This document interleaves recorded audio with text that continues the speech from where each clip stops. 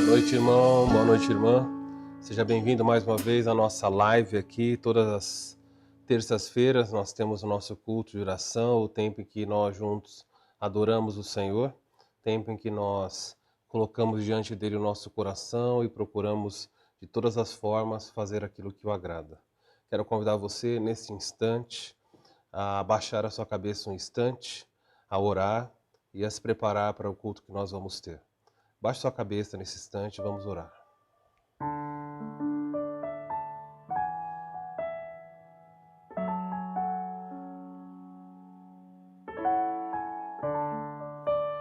Senhor, nos ajuda nessa noite, assim como em cada oportunidade que nós temos, quando nos achegamos a Ti, de olharmos para isso como um tempo importante, não algo só na nossa rotina, não simplesmente um ritualismo, mas que nós possamos entender como é bom poder prestar culto. Abra o nosso coração nessa noite para a Sua palavra, abra o nosso entendimento para a compreensão, ouça os nossos louvores, que nós possamos nessa noite, mais uma vez, sermos adoradores de fato. Se alguém chegou aqui hoje triste, por alguma razão, seja qual for, que o Senhor possa nessa noite renovar as forças, possa levantar esse irmão, essa irmã, para que as nossas tristezas não sejam empecilho para uma adoração genuína. Existem multidões, pessoas mundo afora, carecendo de ouvir do Salvador. E nós, aqueles que conhecem a verdade, nós precisamos anunciar a verdade ao mundo. Dá-nos a convicção de que temos uma tarefa a cumprir.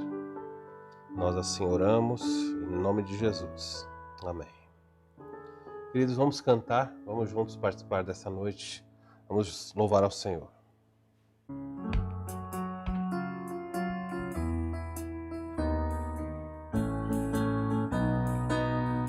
Que maravilha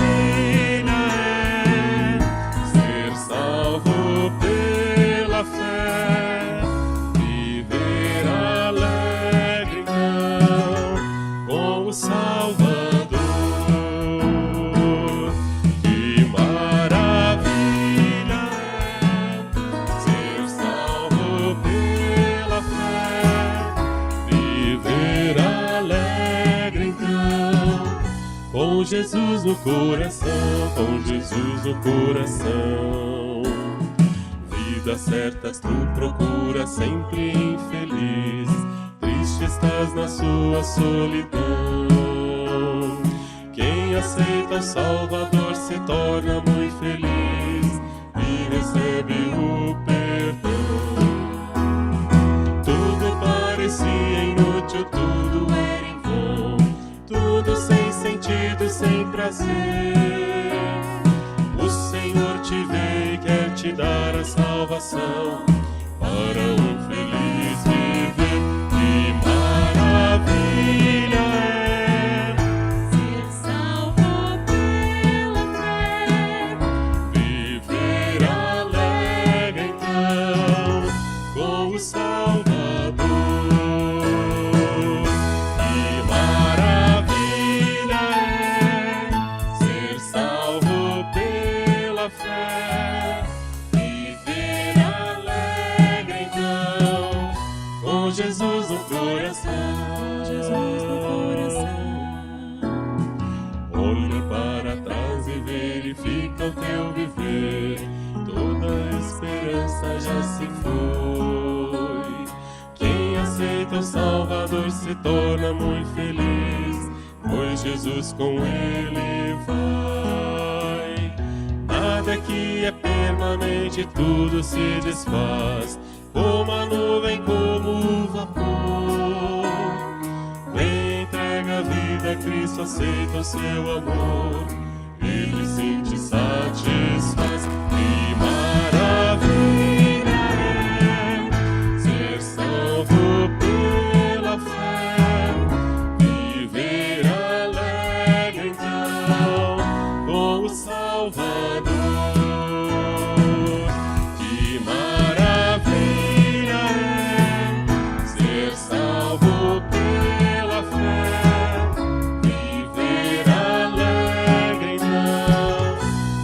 Jesus no coração.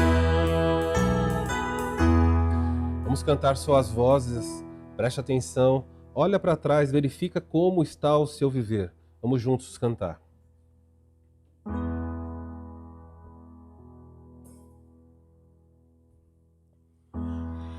Olha para trás e verifica o teu viver. Toda a esperança já se foi. Quem aceita o Salvador se torna muito feliz, pois Jesus com ele vai.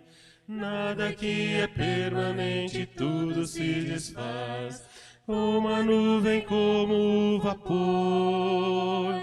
Vem e entrega a vida se aceita o seu amor. Ele sim te satisfaz. Que maravilha é ser salvo pela fé.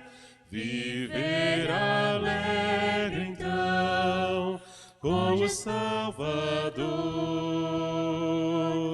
Que maravilha é ser salvo pela fé. Viver alegre então com Jesus no coração. Jesus no coração. Próxima música que vamos cantar é Quem é Deus acima do Senhor?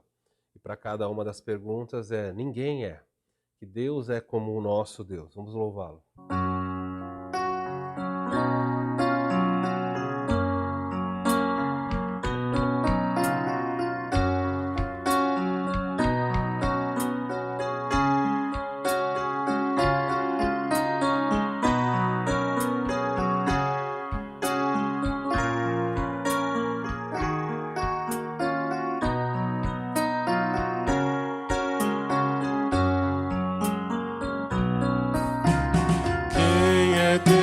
Acima do Senhor,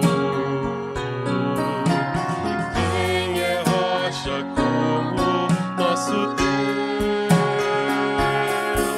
dá força e proteção, Ele é a fonte de libertação para quem confia no Senhor. Dá força e proteção,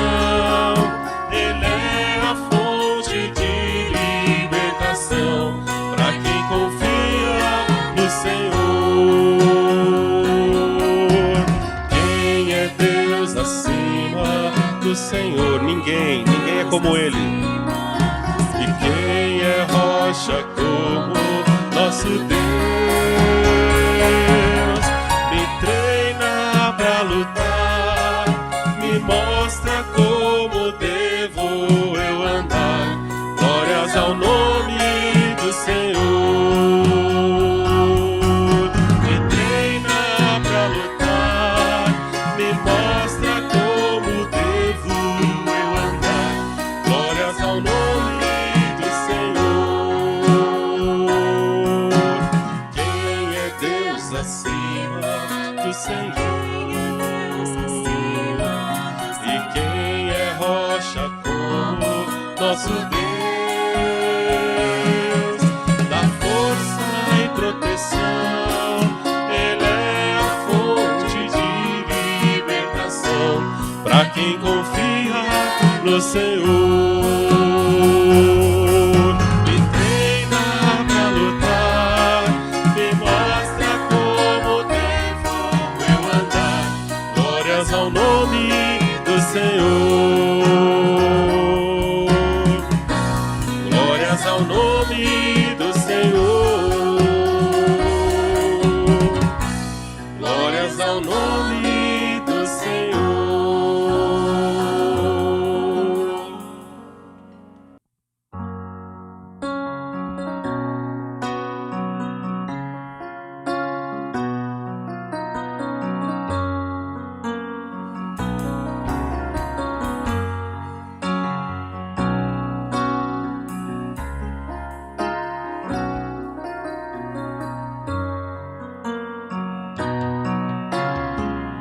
Não tenha sobre ti quer que seja, pois somente seria muito para ti. É meu, somente meu, todo o trabalho, e o teu trabalho é descansar em mim. É meu, somente meu, todo o trabalho, e o teu trabalho é descansar em mim. Não temas quando enfim tiveres que tomar decisão. Entrega tudo a mim, confia de todo o coração. É meu, somente meu, todo o trabalho, e o teu trabalho é descansar em mim. É meu, somente meu, todo o trabalho, e o teu trabalho é descansar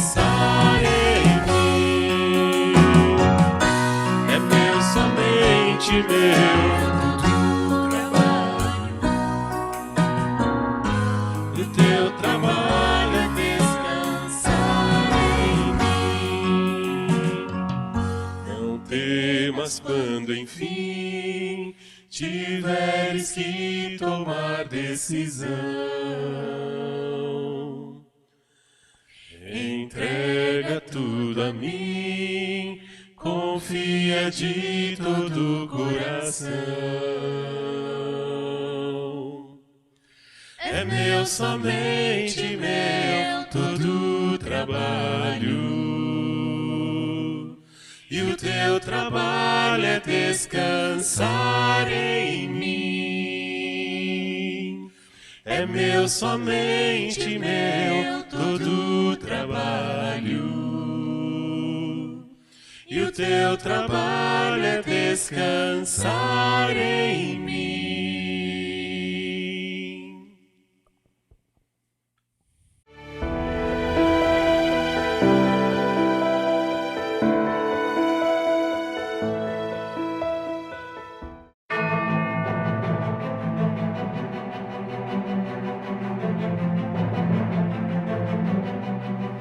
O tema que nós estaremos tratando é um tema extremamente interessante, extremamente controverso também, como muitos dos outros temas que já temos tratado, que eu tenho tratado com uma certa frequência. Quando a gente fala muito do criacionismo, esse é um problema. Quando nós falamos do dilúvio de Gênesis, é um outro problema.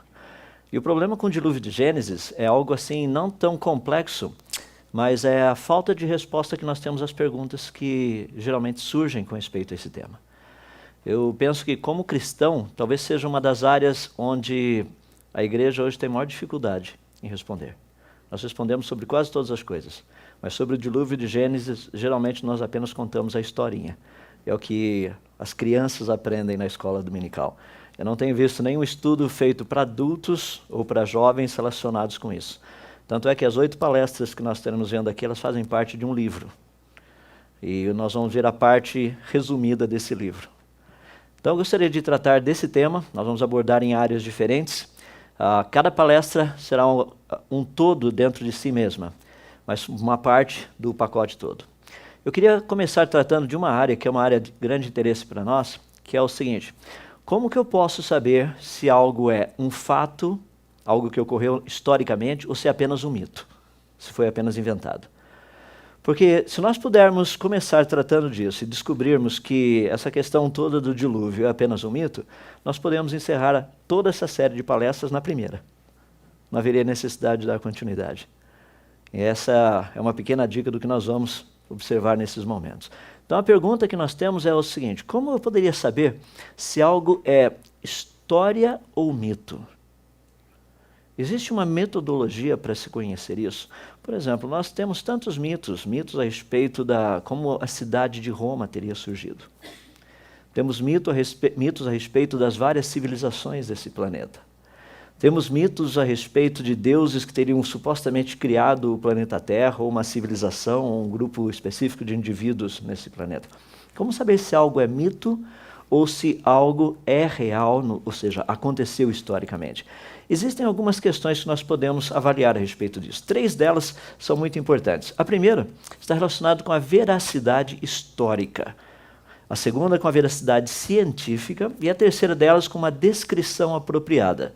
Então são 3 áreas que nós avaliamos se um certo relato ou uma certa narrativa ela é verídica, ou seja, está relacionado com algo que teria acontecido, ou se seria apenas um mito. Só para termos uma ideia a respeito de veracidade histórica. Como se estabelece uma veracidade histórica? Primeiro, precisamos saber se houve ou não testemunhas oculares, pessoas que presenciaram o evento. Esse é o primeiro passo, um passo extremamente interessante. Caso tenha acontecido num passado muito remoto, teria sido observado por pessoas, e daí a pergunta que nós temos é o seguinte: como que essa informação foi guardada? Que tipo de registro histórico é esse? Seria a questão de uma narrativa? Haveriam documentos? Como que essa informação teria chegado até nós? E a terceira parte também, dentro dessa questão histórica, é a parte de evidências.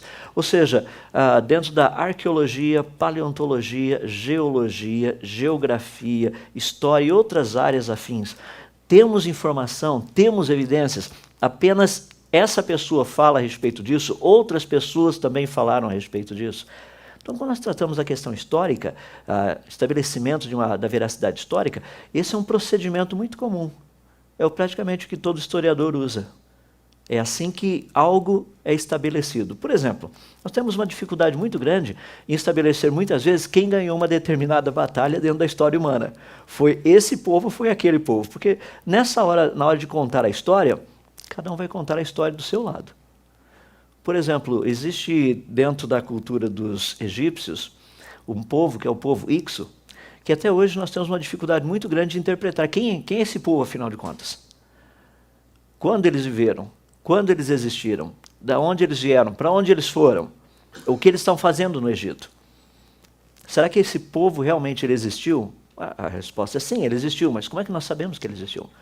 É porque existem documentos, existem locais lá no Egito tratando a respeito disso. Está escrito em paredes de templos e coisas desse jeito. Mas são só os egípcios que falam. E agora? Pode ser que os egípcios estejam contando a história do ponto de vista deles. E talvez a história não tenha sido exatamente aquela. Mas como somente a parte deles sobreviveu, então é o que nós teríamos para interpretar.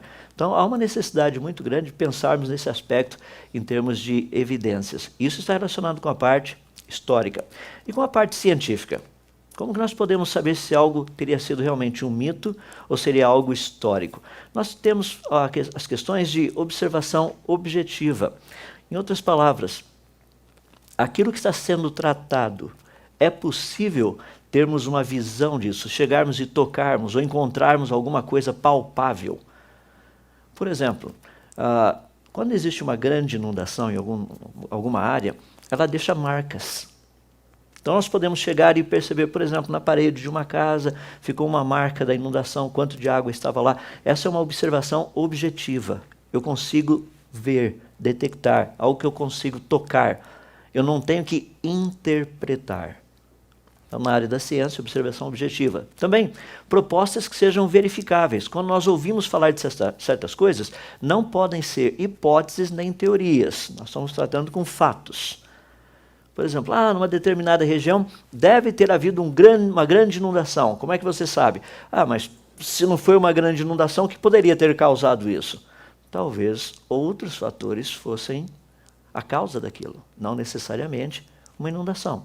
Então nós precisamos tratar com propostas que sejam verificáveis, que não sejam apenas hipóteses, teorias. Também nós precisamos tratar com a área de evidências nessa parte da veracidade científica, ou seja, as propostas que são feitas cientificamente, elas podem ser trabalhadas na área de geociências, das muitas áreas das geociências, na área da biologia, na parte de ciências naturais como astronomia, física, química, biologia e coisas assim. Sim.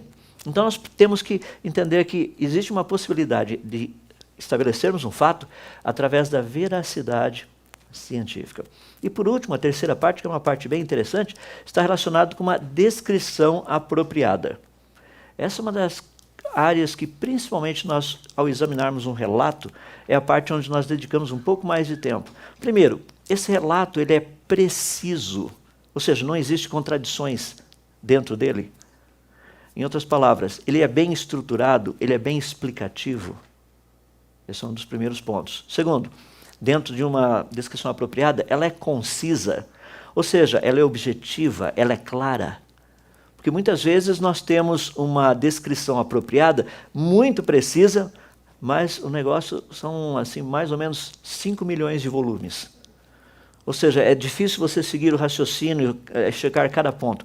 Se é uma descrição apropriada, ela será precisa e ela será também concisa. Tratará dos elementos principais de forma clara, de forma objetiva. E a questão também dela ser verdadeira, no sentido de ser específica, se ela é comparável e se ela é também verificável. Ou seja, se eu tenho condição de pegar os elementos que estão sendo tratados nessa descrição e avaliá-los, eu posso checar. Então essas 3 áreas são áreas extremamente interessantes e importantes para estabelecer se algo é um fato, ocorreu historicamente, ou se é apenas um mito. Muito desse material foi desenvolvido há muito tempo atrás. Já estamos trabalhando com essa metodologia, que é uma chamada metodologia científica, há cerca de pelo menos 500 anos.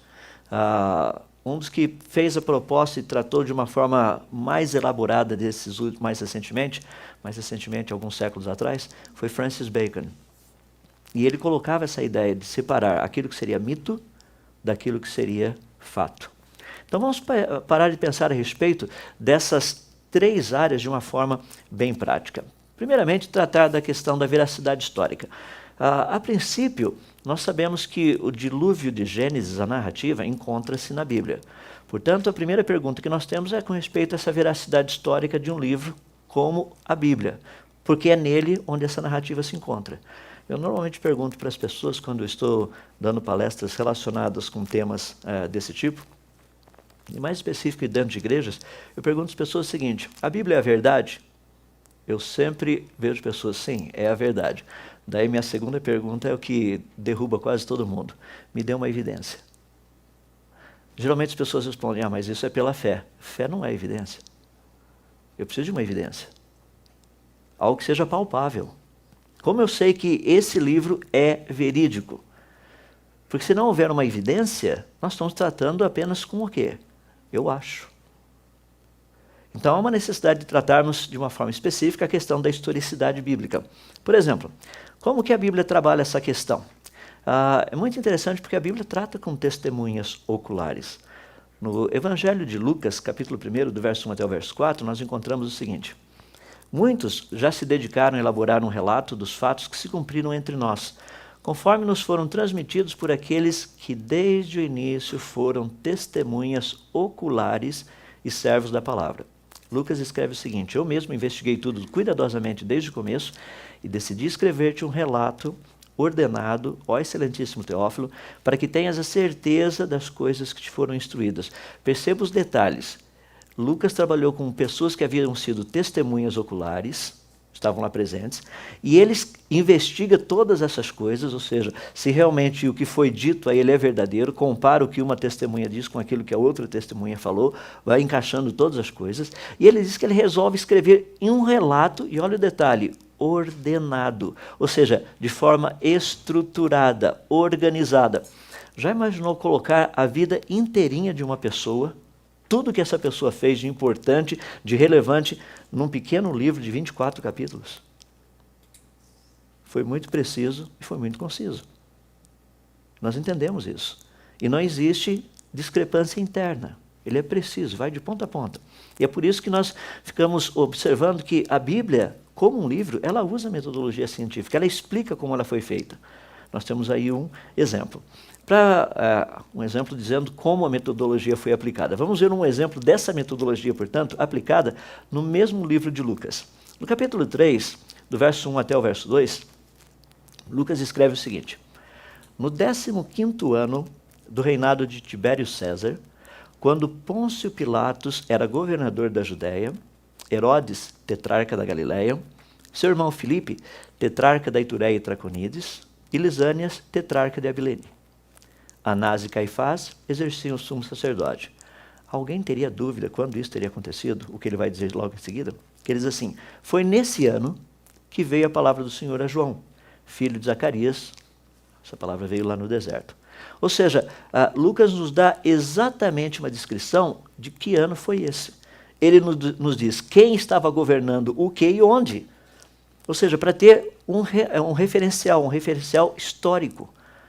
Então nós estamos vendo Lucas tratando de nomes de pessoas, locais e datas. Os três. E é interessante porque esses nomes citados por Lucas são também conhecidos da história.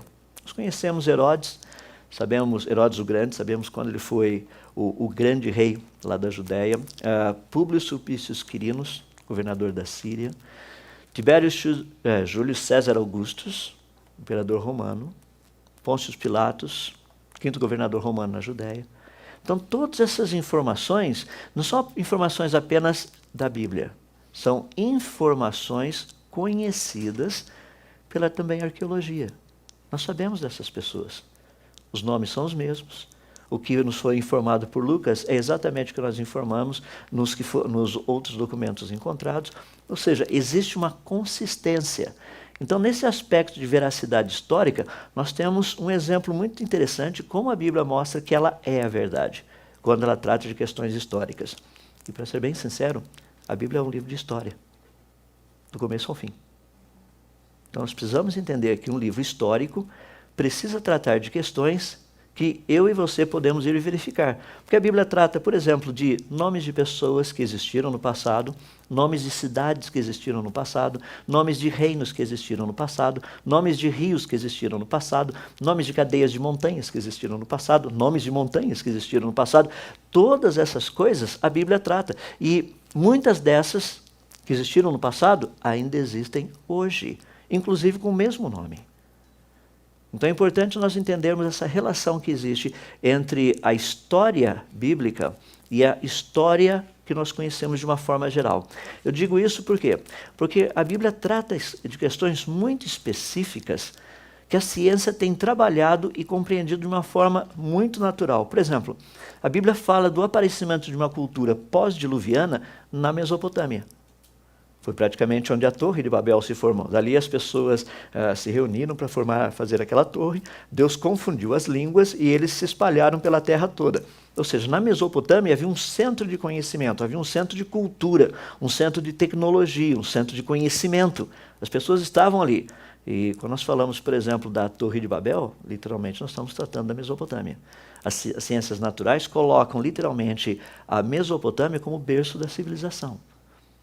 É muito interessante. E faz sentido, porque é justamente o que a Bíblia diz. Foi o berço da civilização? Segundo a Bíblia, foi o berço da civilização pós-diluviana, não pré-diluviana. Duas civilizações. Nós vamos estudar um pouquinho mais a respeito disso, porque existem outras literaturas que tratam exatamente disso também. A Bíblia não é o único livro que faz essa separação entre uma cultura pós-diluviana e uma cultura pré-diluviana. Também a Bíblia trata, por exemplo, da origem dos povos, povo judeu e árabe, um exemplo deles. Estudos genéticos confirmam que judeus e árabes vieram de um mesmo ancestral comum. Isso é fascinante, porque a Bíblia fala isso. A Bíblia nos dá o nome do pai e das duas mães. Então nós sabemos não somente da ancestralidade, mas sabemos o nome dessas pessoas. Esse tipo de estudo comparativo, ou seja, o que a Bíblia tem nos dito e aquilo que nós encontramos proposto nas descobertas científicas, nós temos que entender que se houver discrepância entre as evidências que a ciência tem encontrado com aquilo que a Bíblia tem dito, daí nós temos um problema. Eu estou falando de evidências, não estou falando de teoria científica nem de hipótese científica. Quando nós tratamos de teoria científica e hipótese científica, nós estamos falando de coisas que não foram até o presente momento comprovadas. Mas quando nós estamos tratando de evidência, daí é uma outra história. Então o que nós temos aqui, povos judeus e árabes, mesmo ancestral, sim. A Bíblia fala, a ciência também. Quando nós tratamos, por exemplo, do Egito, a Bíblia descreve o Egito como uma grande e poderosa civilização. Isso começa lá no livro de Gênesis e vem seguindo história dentro. É fascinante, porque ninguém tem dúvida da grandeza dos egípcios, da civilização egípcia.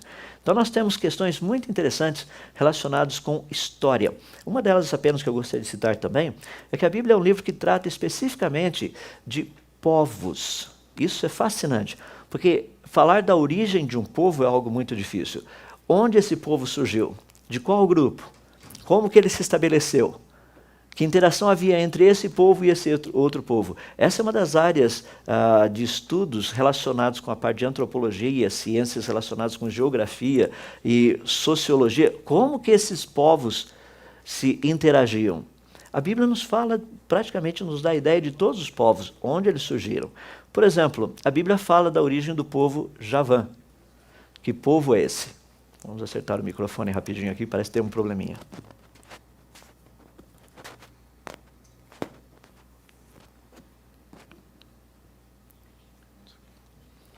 O bom é que no vídeo depois eles cortam isso, tá vendo? Tem essas vantagens da gente trabalhar com vídeo.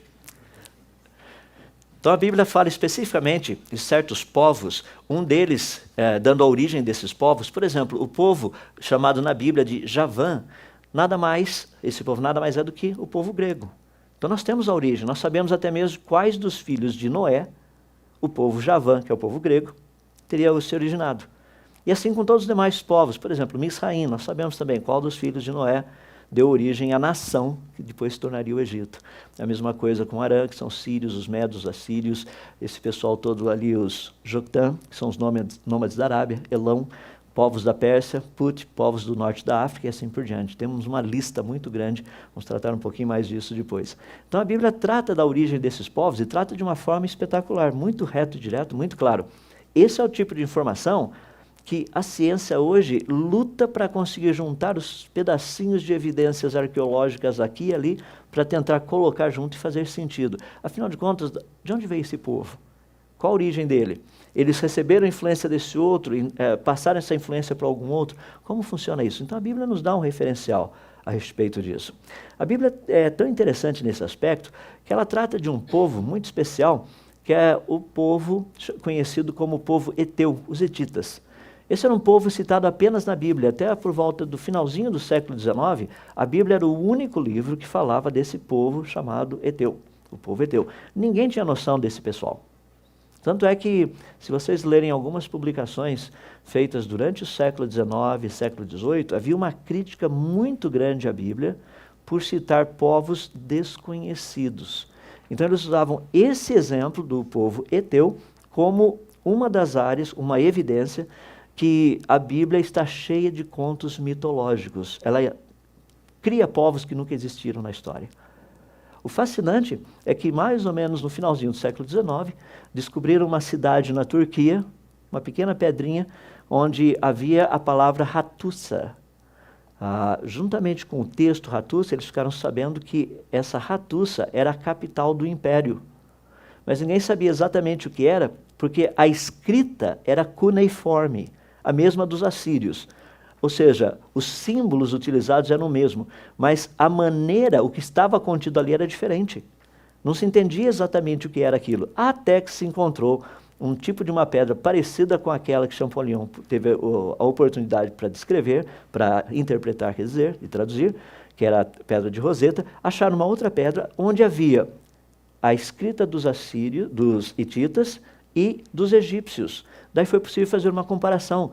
A questão é que o povo hitita usava os mesmos caracteres dos assírios, escrita cuneiforme, só que as palavras tinham um outro significado. Seria mais ou menos o mesmo alfabeto que nós usamos, os americanos também usam. Mas você coloca as letras, não faz sentido. O que eles estão querendo dizer com isso aqui? Por exemplo, você encontra na língua portuguesa a palavra casa. Imagina você encontrar na língua inglesa a palavra home, H-O-M-E. O H é uma letra conhecida, o O é uma letra conhecida, o M é uma letra conhecida, o E é uma letra conhecida, mas o que home significa?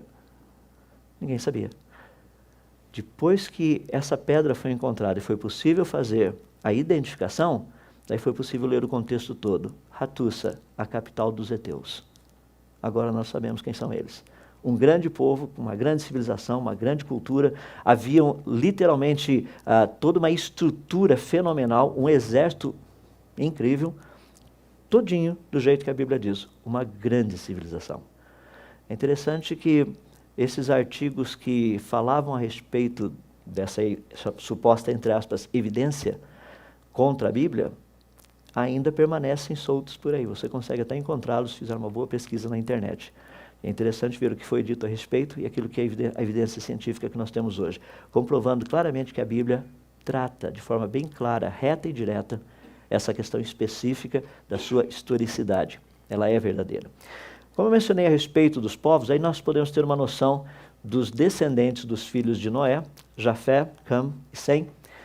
Quais são os povos que vieram dessas pessoas? Nós temos alguns relatos específicos na Bíblia. A Bíblia não trata de todos os filhos, de todos os descendentes, trata apenas de alguns que são os mais importantes. Então você pode ver os descendentes principais de Jafé. Esses produziram povos da antiguidade, a mesma coisa de Cam, os povos da antiguidade, e Sem, os povos também da antiguidade. Muitos deles são conhecidos ainda hoje.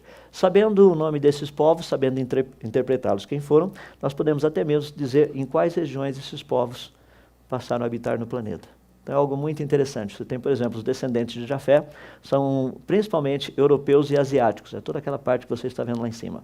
Os descendentes de Cam foram pessoas que viveram praticamente na África, invadiram quase que uma boa parte da Ásia Oriental e as Américas, inclusive. Os descendentes de Sem são semitas, é o povo que continua praticamente lá no mesmo lugar até hoje. É aquele lugarzinho que vive borbulhando o tempo todo e a gente tem sempre notícias de lá com grande frequência na televisão. Então, nós temos uma noção do que teria sido, portanto, esses descendentes. Lembrem que nós estamos tratando de questões históricas, então é possível buscar uma fonte histórica, verificar o que foi dito, ir atrás, ver esse povo, por exemplo, Javão, os gregos, de onde eles vieram? E nós sabemos de onde eles vieram, você tem condição de tratar. Da terra de Cuxi, os etíopes, o pessoal que mora daquela região, os egípcios, Misraim e assim por diante. Então é possível fazer uma relação entre esses povos que viveram no passado, seus descendentes e os povos modernos.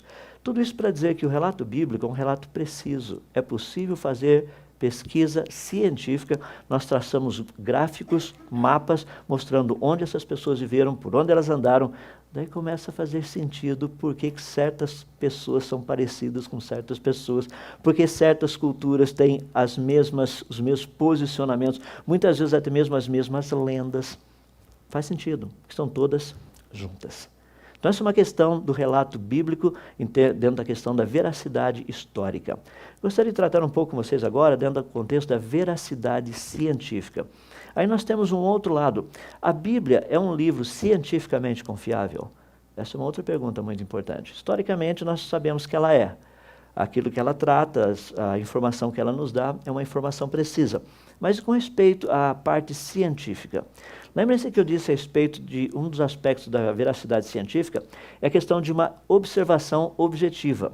Nós percebemos isso em algumas afirmações que nós encontramos na Bíblia. Por exemplo, em Eclesiastes, capítulo 1, do verso 5 ao 7, diz assim: o sol se levanta e o sol se põe, e depressa volta ao lugar de onde se levanta. Não é uma observação que nós fazemos? Você acorda, o sol sempre nasce naquele lugar, e o sol vai e se põe naquele outro lugar. Eu estou me referindo apenas aos lados. Quando eu digo assim, exatamente, isso não é verdade. Tá? Porque existe uma pequena variação durante o ano, o sol oscila na linha do horizonte onde ele nasce, ele também oscila no horizonte onde ele se põe. Mas estou falando de forma geral. Você sabe para que lado o sol nasce e para que lado o sol se põe. É isso que a Bíblia nos diz. Olha o que ele diz depois. Ele diz assim: o vento sopra para o sul e vira para o norte, dá voltas e mais voltas segundo o seu curso. Interessante. Existe uma lógica por trás. Tanto é que essa lógica é estudada hoje na área das ciências atmosféricas. Nós fazemos estudos a respeito disso. Nós sabemos que o planeta Terra possui certos circuitos por onde o vento passa. Nós sabemos de onde vêm as frentes frias, nós sabemos de onde vêm essas correntes lá em cima na atmosfera, onde geralmente os aviões a jatos procuram pegar para gastar menos combustível, ou seja, ir a favor do vento, na direção que o vento está soprando. Nós sabemos durante as épocas do ano onde essas correntes de ar se locomovem, onde elas se deslocam, quer dizer. Ou seja, tudo isso é bem conhecido. Olha uma outra observação bem objetiva. Todos os rios vão para o mar, contudo o mar nunca se enche. Já parou para pensar nisso? Porque é algo fascinante. Como é que ele sabia que o mar não se enchia? Como é que ele sabia que todos os rios corriam para o mar? Sabia que não faz muito tempo que, cientificamente, as pessoas começaram a observar que realmente todos os rios correm para o mar? Mas isso é algo que foi informado há muito tempo atrás. E ele diz assim: ainda que sempre corram para lá voltam a correr. O que ele está tratando aqui é de um ciclo hidrológico, o que nós estudamos hoje. Ou seja, a evaporação que ocorre no mar, essa água que estava lá no mar vem em cima do continente, cai em forma de chuva, agora você tem a água voltando aos rios, indo em direção ao mar de novo, lá no mar elas evaporam de novo, ou seja, é um ciclo que é extremamente bem conhecido. Então nós temos observação extremamente objetiva. Uma outra que é algo fascinante é a parte de propostas, na área de propostas são verificáveis. Por exemplo, em Gênesis capítulo 1, dos versos 9 e 10, nós estamos vendo ali o terceiro dia da criação, diz o seguinte, Deus falando, que ele fez a seguinte proposta: ajuntem-se num só lugar as águas que estão debaixo do céu e apareça a parte seca. E assim foi. A parte seca, Deus chamou terra e chamou mares ao conjunto das águas. E Deus viu que ficou bom. Olha que interessante. Deus diz assim, e apareça a parte seca. É singular, não é plural. Ele não disse as partes secas. O planeta Terra hoje possui várias partes secas, que nós chamamos de continentes. São vários os continentes. Mas o que a Bíblia nos informa aí é que no início havia um único continente. Ou seja, é uma proposta verificável? Sim, nós podemos estudar. Inclusive, a ciência fez essa proposta também, cerca de 102 anos atrás, por meio de um pesquisador alemão chamado Alfred Wegener. Alfred Wegener, no ano de 1912, propôs que o planeta Terra, no seu início, tinha uma única porção seca. Apenas uma.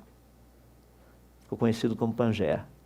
E aquele aglomerado de águas ao redor seria conhecido como Pantalassa. É muito interessante porque no ano de 1964, a Royal Society, lá na Inglaterra, estava discutindo pela primeira vez se essas eram ideias verdadeiras ou não. Nós temos aí uns meros 50 anos de discussão, hoje ninguém mais tem dúvida a respeito disso. Sim, o planeta Terra, na sua origem, teve uma única parte seca, do jeitinho que a Bíblia diz. Agora, seria somente essa? Não, a Bíblia nos dá várias afirmações científicas. Por exemplo, no livro de Isaías, capítulo 40, verso 22, nos é dito que Deus é o que se assenta sobre a redondeza da Terra. Ou seja, a Terra, o planeta Terra, ele tem uma forma esférica, ele não é quadrado, ela não é plana, não é chata, ela é esférica, ela é redonda. É justamente isso que na área de ciências nós temos. O que vocês estão vendo aí é uma das primeiras fotos tiradas do planeta Terra por meio de um satélite artificial. É assim, é fascinante. Sim, a Terra é redonda. No livro de Jó, capítulo 26, verso 7, nos é dito que Deus estende o norte sobre o vazio e faz com que a Terra paire sobre o nada. Perceba que nós estamos tratando de afirmações científicas na Bíblia. A Bíblia diz que a Terra paira sobre o nada, ou seja, ela não está em cima de um elefante, que está em cima de um outro elefante, em cima de um outro elefante, ela não está em cima de um pilar, ela não é segurada por vários pilares. O que a Bíblia nos diz que ela paira, ela flutua no nada. Lembrem-se que nós estamos tratando de um livro, no caso de Jó, que foi escrito há 4.000 anos atrás. Ele não foi escrito há 20 anos atrás, não foi escrito depois que nós inventamos os foguetes. Não havia, pelo menos que se saiba, não tinham foguetes na época, a menos que Jó tivesse um. Parece que não. Nós temos, portanto, informação científica na Bíblia, precisa com a informação que nós temos hoje dentro da pesquisa científica.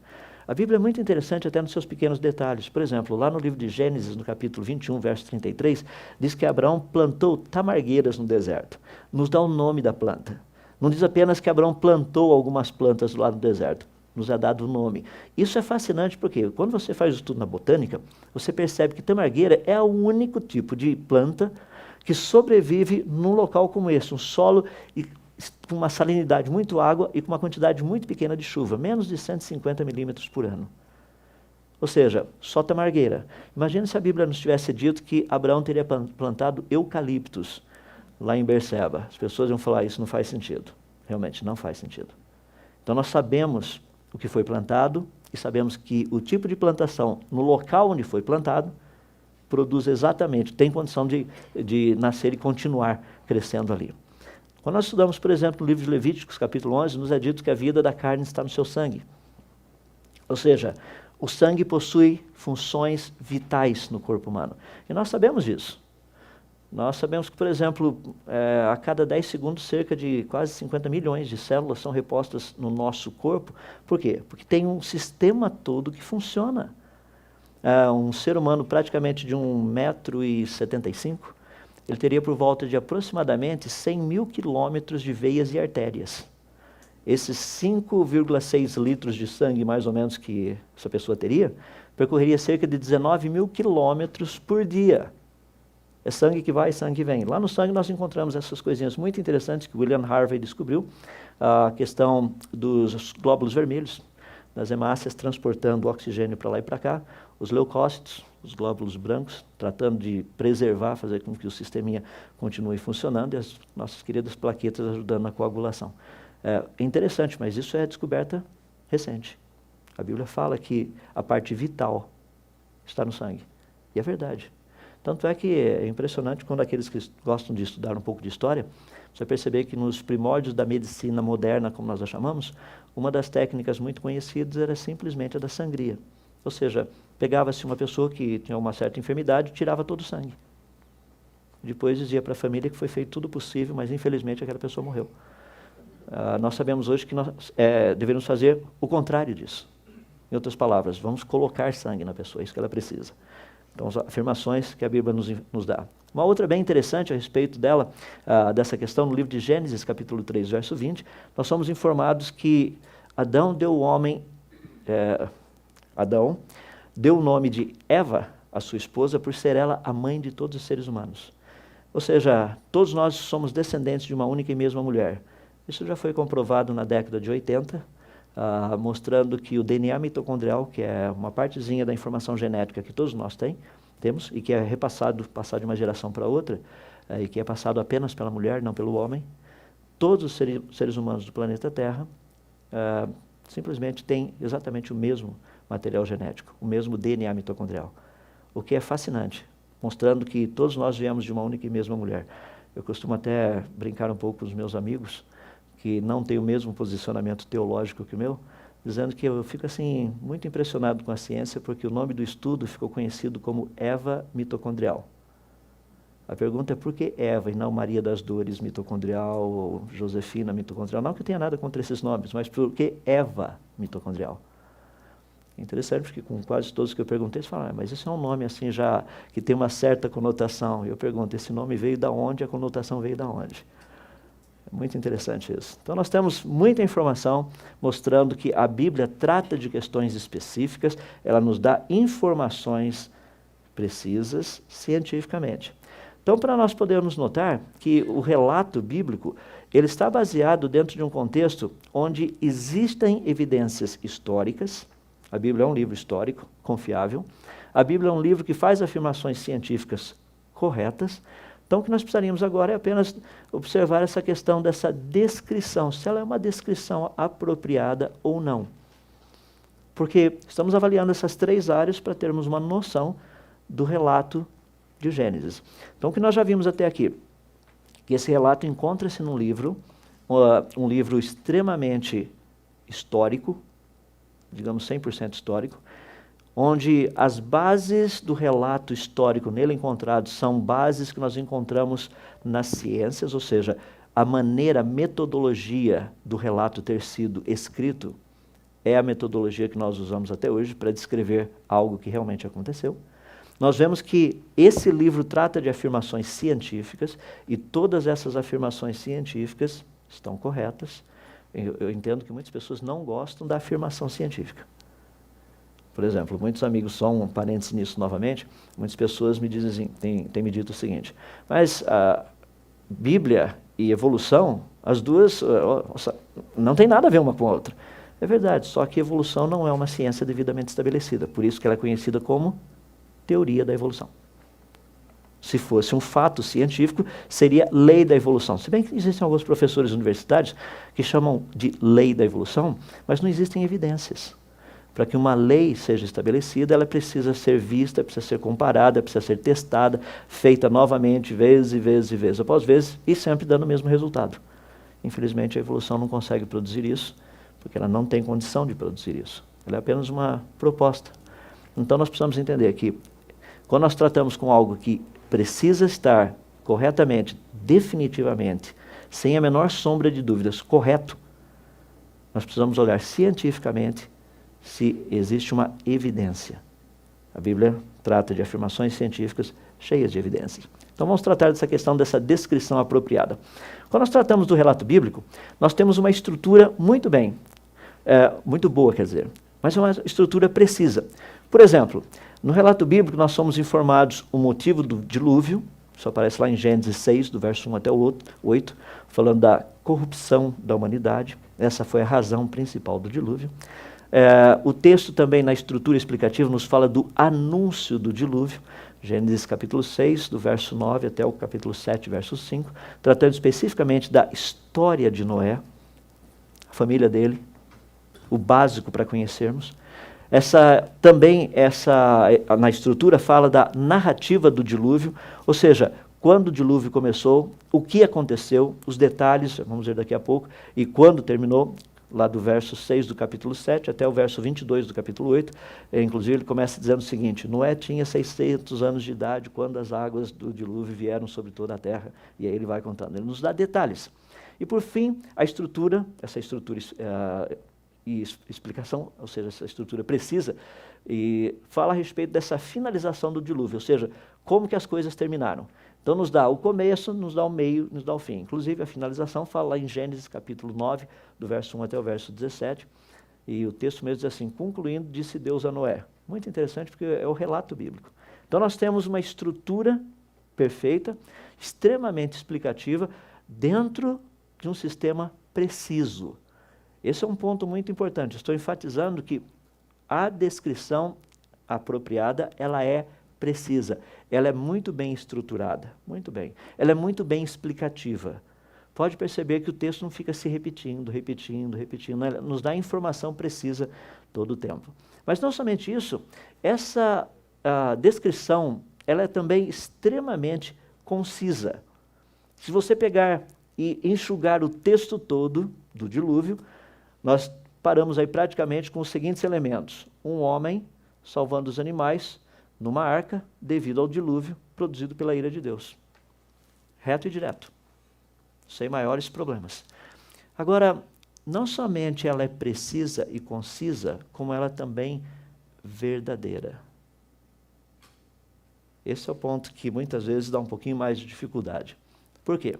Sendo precisa e concisa, ela nos dá detalhes. E são esses detalhes que nós estaremos avaliando aqui durante essas palestras. Por exemplo, ela nos fala que na arca havia entrado um homem e mais outras 7 pessoas. Então, quantas pessoas nós tínhamos dentro da arca? 8. 1 mais 7, 8 pessoas. Então, Noé, sua esposa, 3 filhos, 3 noras. Nos diz que foram salvos os animais. Quais animais? 2 de cada espécie. Aí as pessoas falam: são muitos animais para serem colocados dentro da arca. Mas o texto nos dá detalhes sobre quais animais. Ele nos fala. Por exemplo, o texto nos diz o seguinte: que Noé deveria colocar na arca todos aqueles animais que têm fôlego de vida em suas narinas. Está no texto. Lembrem-se que a descrição é precisa, mas é concisa também. Ou seja, toda a informação necessária está logo ali. A Bíblia, o texto especificamente, nos fala de uma arca, ou seja, de um barco, nos dá as dimensões desse barco. Nós vamos ver ao longo aqui das nossas conversas que existem mais de 250 relatos tratando de dilúvios. São de várias culturas. Muitos desses relatos nos dão exatamente o tamanho do barco também. Fascinantes. Então as pessoas falam: mas como é que você sabe que esse da Bíblia é verdadeiro, sendo que os outros também dão a dimensão do barco? É simples. Só esse barco, descrito na Bíblia, flutua. Os outros não. É só uma questão de fazer o teste. É só uma questão de saber por que esse flutua, por que essas dimensões foram dadas. Tem outros barcos que são gigantescos. Numa catástrofe, eles não sobreviveriam. Esse sim. Então nós vamos estudar até um pouco a respeito da construção da arca também. Então esses são os detalhes que mostram o quão verídico é. Por quê? Porque são coisas específicas que podem ser testadas. Por exemplo, o dilúvio, ele fala da sua origem, de onde vieram as águas, diz quanto tempo essa coisa toda durou e até o final. Então nós temos literalmente início, meio e fim. É possível fazer cálculos. Nós vamos fazer cálculos. É fascinante porque o dilúvio está cheio de enunciados de problemas. é que normalmente as pessoas não leem o texto bíblico com a sua calculadora do lado. Eles apenas leem o texto preparando para a escola dominical. E muito mal, por sinal. Porque é necessário entendermos por que toda essa informação foi dada.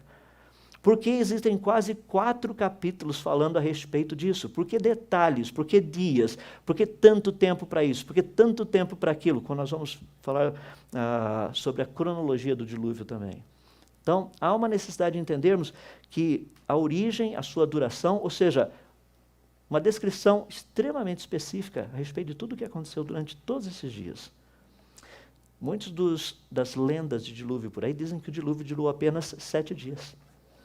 Já imaginou construir um barco daquele tamanho para 7 dias? Entra correndo, chove, plum, e acaba. É impossível inundar um planeta em 7 dias. Mas no dilúvio bíblico é possível inundá-lo. Aí entra uma questão bem interessante, o quanto que as pessoas conhecem desse dilúvio. E o quanto que isso é ensinado dentro do meio evangélico, principalmente entre os cristãos, de forma errada. Então nós precisamos trabalhar mais precisamente a respeito disso. Quantas pessoas entraram na arca? 8 pessoas. Olha que interessante. No chinês antigo, de mais ou menos 2500 a.C., nós temos um pouco de material daquela época.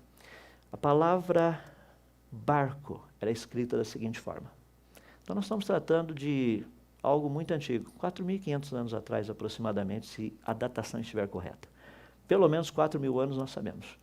4.500 talvez seja questionável. Mas aproximadamente 4.000 anos atrás escrevia esse barco dessa maneira. Para quem não entende chinês, eu sou um deles, isso não faria muito sentido, a menos que tenha alguém que possa auxiliá-lo a entender isso. Porque esse pictograma, ele é formado não apenas por um, mas 3 pictogramas. Então nós temos uma figura maior, que é a palavra barco, formado por 3 pictogramas menores. Esse pictograma do lado esquerdo era utilizado para embarcação. Era muito geral. Qualquer coisa que flutuasse. Então essa é a ideia, embarcação, aquela do lado esquerdo. Aquela do canto superior direito, nada mais é do que o número 8. E o pictograma inferior do lado direito refere-se a boca ou pessoas. Porque a palavra barco em chinês antigo era escrito embarcação 8 pessoas. Muito interessante. Muitas pessoas falam, isso é apenas uma coincidência. Rapaz, isso é uma grande coincidência. Quantas pessoas entraram na arca? 8. Por que não escrever embarcação uma pessoa, que é geralmente o que acontece? Tem uma pessoa só no barco. Ou 2. Ou se o barco é um pouco maior, 100. Por que 8? Embarcação, 8 pessoas. Estou mostrando que a Bíblia nos dá detalhes, porque se você fizer uma pesquisa, você irá encontrar muito dessa informação por aí. Alguns outros relatos muito interessantes que nós temos. Na Índia, por exemplo, nós temos Satyavatra, falando a respeito que ele se tornou Manu, ou seja, um peixinho que foi avisar o que iria acontecer. E é interessante a proposta, avisando que Manu deveria construir um barco. Ele nos dá exatamente o que deveria ser feito, ou seja, esse relato da criação, uma das partes trata de um homem salvando os animais num barco devido a uma inundação, um dilúvio causado pela ira dos deuses, porque os seres humanos não estavam fazendo aquilo que esse Deus pedia. Lá na Mesopotâmia, na Babilônia, por exemplo, nós temos o poema épico de Gilgamesh, ou Gilgamesh, como também ele é conhecido, falando que o deus Ea advertiu Utnapishtim a respeito dessa grande inundação que iria ocorrer. Novamente, o que você encontra é um homem salvando os animais num barco devido a uma grande inundação, um dilúvio, causado pela ira dos deuses ou de um deus. O outro encontro que nós temos da Suméria na Babilônia, falando de Atrahasis, o deus Enki avisou e orientou Atrahasis a construir um grande barco. Novamente a história, se você ler o contexto todo, nós temos um homem salvando os animais num barco devido a uma grande inundação causada pela ira dos deuses ou de um deus. Lá na Suméria, por exemplo, nós temos o Gênesis de Eridu. Ali você tem o deus Enki advertindo Zilsudra a respeito de uma grande inundação que ia ocorrer. E ele foi recomendado construir um barco para salvar os animais, também a sua família, e repovoar a terra logo depois. Então nós temos um homem salvando os animais num barco devido a uma inundação causada pela ira dos deuses ou de um deus. Então nós temos uma quantidade muito grande de dessas informações. Algo que nos fascina, além de todas essas coisas, é aquilo que eu mencionei a respeito das civilizações. Nós temos civilização pós-diluviana e civilização pré-diluviana.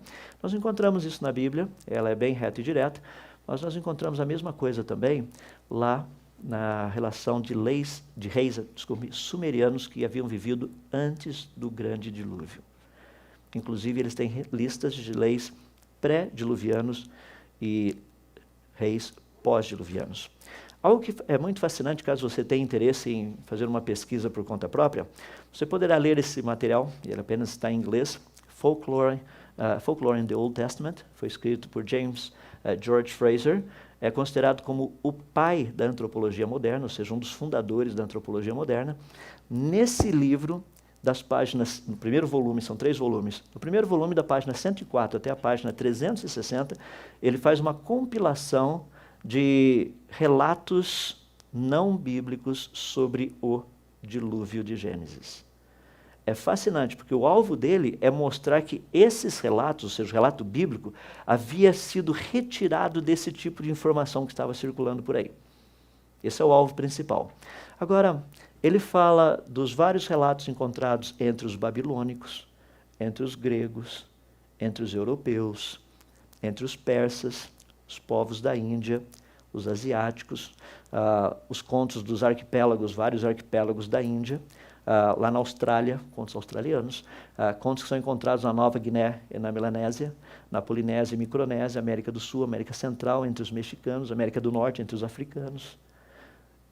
Só para você ter uma ideia, o número ultrapassa de 200, só nessa publicação dele. Nós temos outros, muitos mais. Agora, o que é fascinante, portanto, é que nós temos cerca de mais ou menos uns 250 relatos espalhados pelo mundo afora, um pouco mais, falando de um dilúvio universal, da sobrevivência de alguns seres humanos, de animais, que todas essas informações ficaram literalmente preservadas na memória de várias culturas por aí. Colocando de uma forma bem simples, nós temos cerca de 250 relatos com os mesmos 5 elementos da Bíblia. Ou seja, um homem salvando os animais num barco por causa de uma grande inundação causada pela ira dos deuses ou de um deus. Diante disso, nós temos uma pergunta que é uma pergunta muito interessante a ser feita. A pergunta é a seguinte: qual a probabilidade de 250 povos terem inventado a mesma mentira? Porque nós estamos tratando de povos e culturas que não tinham contato. Pelo menos até onde nós sabemos. Nós temos essas histórias, esses relatos, são contados pelos aborígenes da Austrália, são contados pelos esquimós no Alasca, nós temos os mesmos relatos contados pelos pigmeus na África, nós temos esses mesmos relatos contados por grupos totalmente isolados nas ilhas do Pacífico, nós temos esses mesmos relatos contados pelos povos, os primeiros habitantes aqui da América, América do Sul, América Central, América do Norte. Nós temos esses relatos espalhados por todo o mundo. Como que essas pessoas contam exatamente a mesma coisa? Como que eles têm os mesmos elementos nos seus relatos? Porque se os elementos fossem totalmente diferentes, daí nós estaríamos tratando de questões que não estão interligadas. Mas todos eles falam dos mesmos 5 elementos. É interessante porque existe uma grande quantidade desses relatos que trata de um 6º elemento que a Bíblia também fala, que é o quê? A oferta de um sacrifício. A oferta de um sacrifício para a divindade devido à salvação que foi oferecida a eles, tendo sido informados previamente dessa grande catástrofe que iria acontecer. Então, quando nós olhamos o pacote como um todo, dentro da questão da informação bíblica, do relato bíblico, não existe uma razão pela qual nós não deveríamos aceitar esse relato bíblico como sendo verdadeiro. Nós temos toda a estrutura histórica da Bíblia, nós temos toda a estrutura científica da Bíblia e temos um relato que é preciso, que é conciso e também ele é passível de verificação, que é justamente o que nós estaremos fazendo nas próximas 6 palestras. E a 7ª nós vamos traçar as conclusões finais. Creio que é possível termos uma boa noção daqui do que nós vamos fazer. Só uma palavra final que eu gostaria, só para podermos encerrar essa palestra, é o seguinte. Muito do que tem sido dito com respeito ao dilúvio tem sido dito apenas dos contos mitológicos que existem dentro das igrejas e dentro da comunidade cristã a respeito do dilúvio. Poucas pessoas estudam o dilúvio, o que a Bíblia nos diz a respeito. Muitas pessoas falam aquilo que eles ouviram a respeito do dilúvio. Por isso é extremamente relevante nós podermos gastar tempo lendo o texto, vendo e prestando atenção nos detalhes, fazendo esses gráficos para poder comparar historicamente o que aconteceu, períodos, o que houve ali dentro da arca, por quanto tempo, todos esses pequenos detalhes. Então fica um desafio para uma leitura precisa desse relato incrivelmente preciso, conciso e também passível de verificação. Daqui a pouco vamos tratar das questões relacionadas mais especificamente do dilúvio e sua cronologia.